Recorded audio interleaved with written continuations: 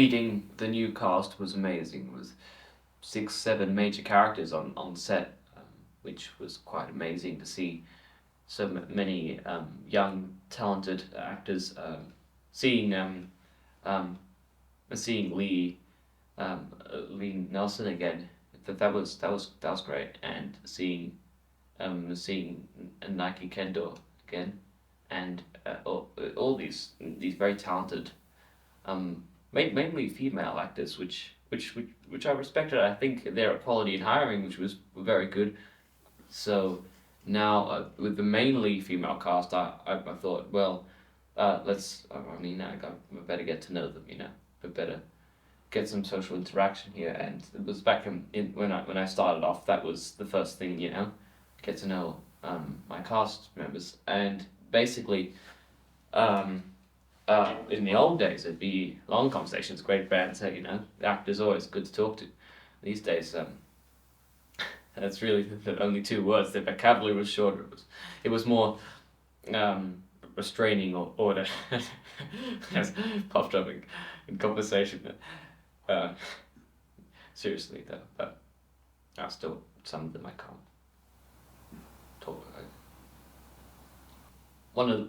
One of the things that surprised me for the character was, of course, more time in the makeup chair than I expected. It sort of became my home for the first 2, 3 hours of the day, and this was because the writers wanted me to be a bit of an older soul, a bit more of an older character, and one term that they used a lot was, we can buff that out. With this new film, there are a few things in the film that I don't think made it entirely to the theatrical release. It was quite a long film for the first test screening. It was 4 hours, I think, that they really removed from the film. And I thought, well, I liked some of those characters. I liked there's a scene, well, that is it. It is my favorite scene in the film. I it isn't cross dressing.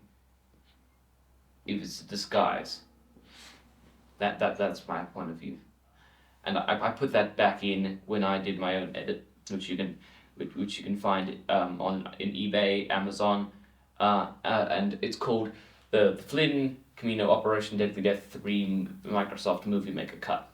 It's there's a few copies knocking around on eBay, on Amazon, and you can search that up, and it's quite cheap, and you can cheaper than the yeah, and so you can get that, and you can see what the film was originally meant to be, which is a very a much more deep, like there's a lot more depth in everything.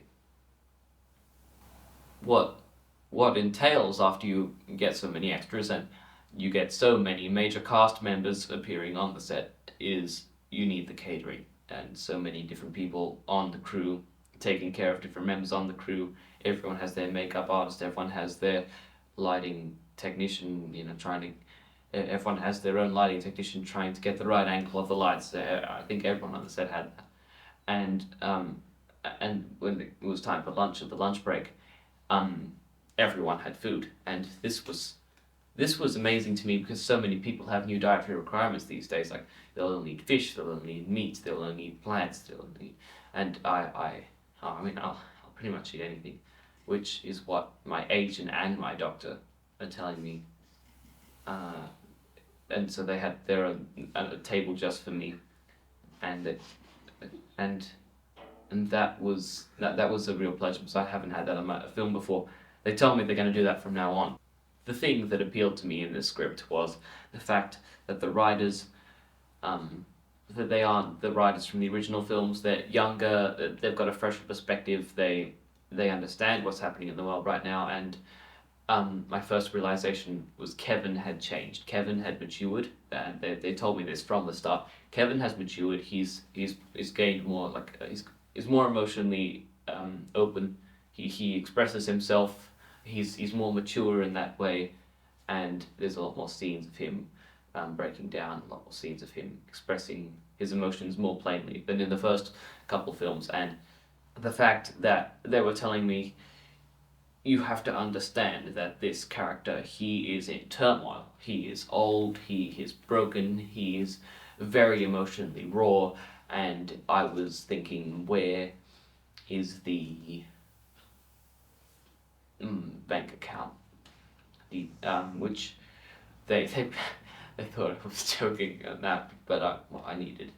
I have some problems with people want the money now.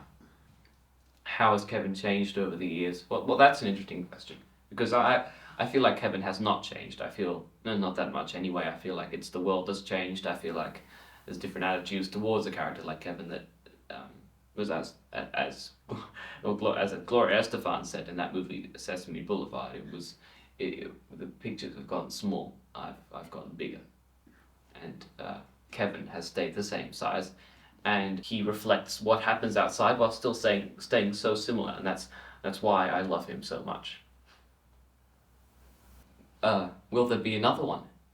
You've yeah, that is you could have.